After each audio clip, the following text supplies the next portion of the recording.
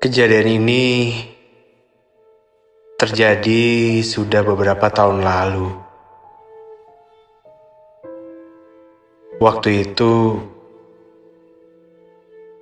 di masa sedang rame-ramenya game PlayStation, termasuk aku dan teman-temanku.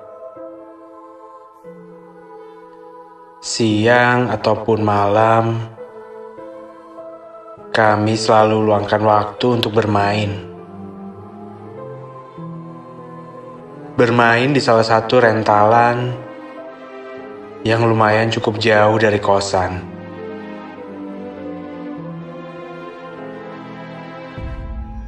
Oh iya, namaku Ali. Siang itu, kerjaan di tempatku begitu banyak.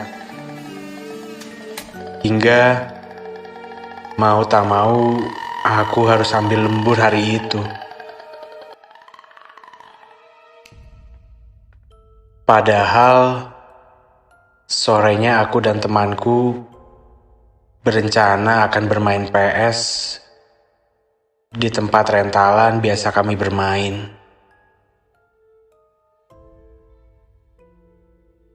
Jam di HP menunjukkan pukul 9 malam. Dan aku baru sampai kosan. Yang biasanya aku pulang jam 4 sore. Dikarenakan hari itu aku harus lembur, jadinya selarut ini aku baru pulang. Dan dikarenakan malam itu malam minggu, aku dan temanku sepakat bermain PS, ambil paket malam dari jam 10 sampai selesai. Terkadang sampai jam 1. Bahkan tak jarang sampai jam 2 pagi. Selang tak lama, setelah aku beres bersih-bersih dan ganti pakaian, malam itu kami berangkat. Berjalan kaki, menelusuri gang kecil, dan menelusuri jalan setapak persis di samping rel. Malam itu sudah hampir jam 10 malam. Situasinya pun sudah lumayan sepi. Bahkan, saking sepinya, hanya suara sendal jepit kami yang begitu terdengar jelas.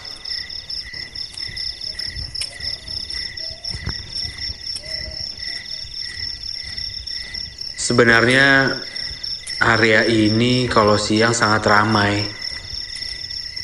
Selain ada perlintasan kereta api, tidak sedikit orang yang ke pasar dan stasiun menggunakan jalan kecil ini. Namun, jika malam tiba, keadaannya 360 derajat berbeda. Ditambah dengan pohon-pohon yang cukup besar. Sesampainya di rentalan, kami langsung bermain.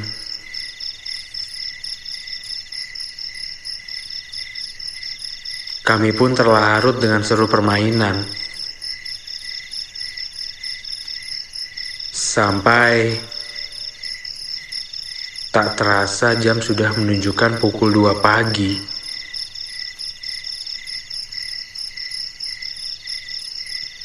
Singkat cerita, kami pun pulang. Kembali berjalan menelusuri jalan yang kami lewati di saat kami berangkat tadi. Malam itu benar-benar bertambah sepi.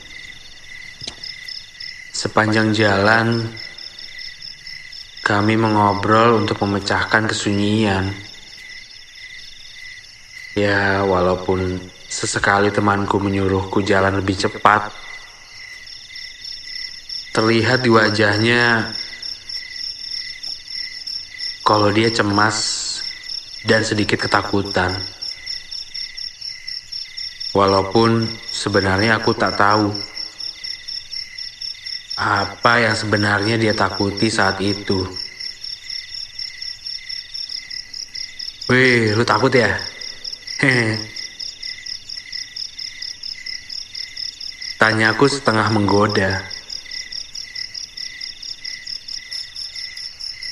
Saat itu dia mengiyakan dengan menarik jaketku agar mempercepat langkah untuk segera sampai ke kosan.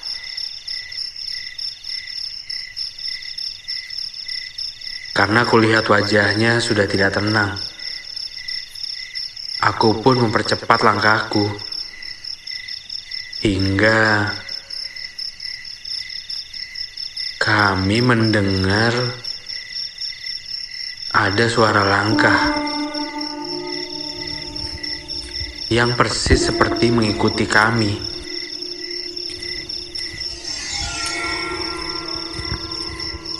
Spontan temanku berbisik saat itu.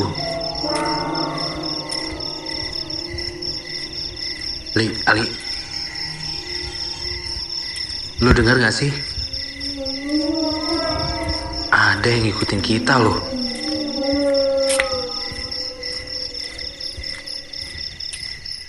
Iya. Udahlah, cepetan jalannya. Jangan ditengok, Lia. Malam itu, jujur saja, aku pun mulai cemas. Sebenarnya yang aku takutkan bukan hantu.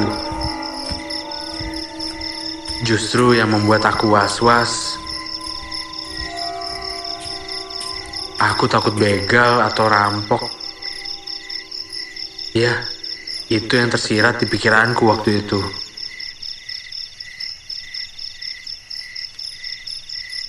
Sampai beberapa meter, suara itu tidak hilang. Dan seolah-olah terus mengikuti kami. Hingga rasa penasaranku benar-benar tidak bisa aku tahan. Sambil berjalan, aku sesekali menengok ke belakang. Terlihat samar-samar ada seorang laki-laki berjalan. Karena terasa risih, aku pun memberanikan diri. Aku hentikan langkahku, berbalik dan menegur orang itu.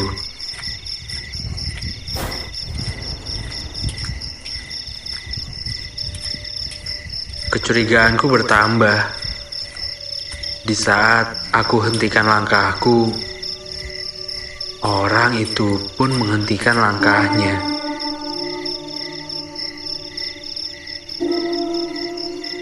Woi, lo ngikutin kami ya?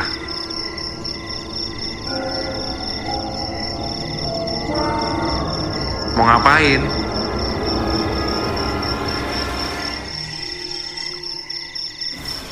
Dengan kesal aku menegurnya.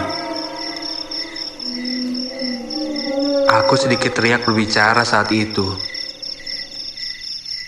Karena jarak kami cukup jauh. Ditambah dia berdiri tepat di atas rel. Saat itu temanku sempat menghalangiku dan mengajak untuk memilih berlari saja. Tanpa menghiraukan kata temanku, justru aku melangkah mendekatinya. sehingga jarak aku dengan orang itu sedikit mendekat dan mulai terlihat seperti seorang kakek-kakek dengan pakaian lusuh penuh noda, dengan badannya agak sedikit membungkuk. Di malam itu, pikirku tidak macam-macam. Bahkan aku berpikiran jika orang itu orang tidak waras. Baru saja aku mau kembali menjauh dan meneruskan perjalanan pulang. Tiba-tiba orang itu berkata,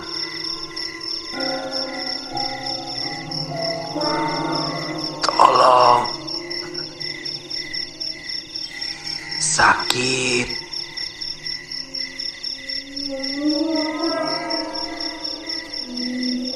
Sambil berjalan mendekat dan terlihat dengan jelas, ternyata dia bukan kakek-kakek. Akan tetapi, ya Tuhan, sosok itu seorang pemuda dengan wajah yang tak karuan,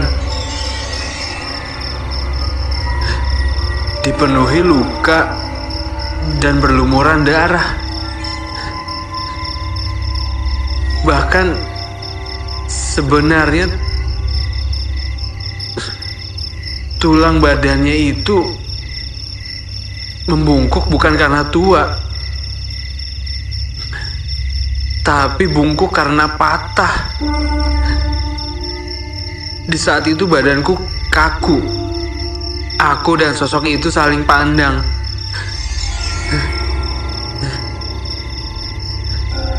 Sosok itu seperti menggerak-gerakkan mulutnya,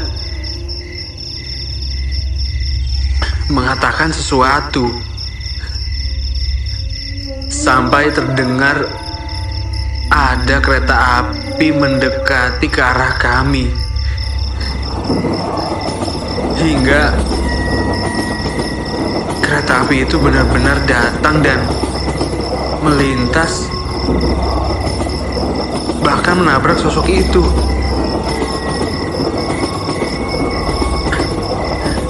Sosok itu pun menghilang seiring kereta api lewat.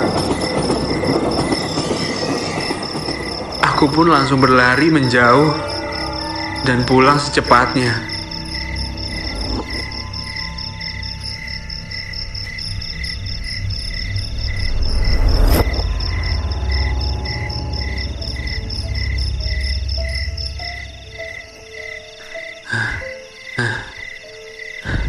Sesampainya di depan kosan, kami bertemu dengan Pak Ajis.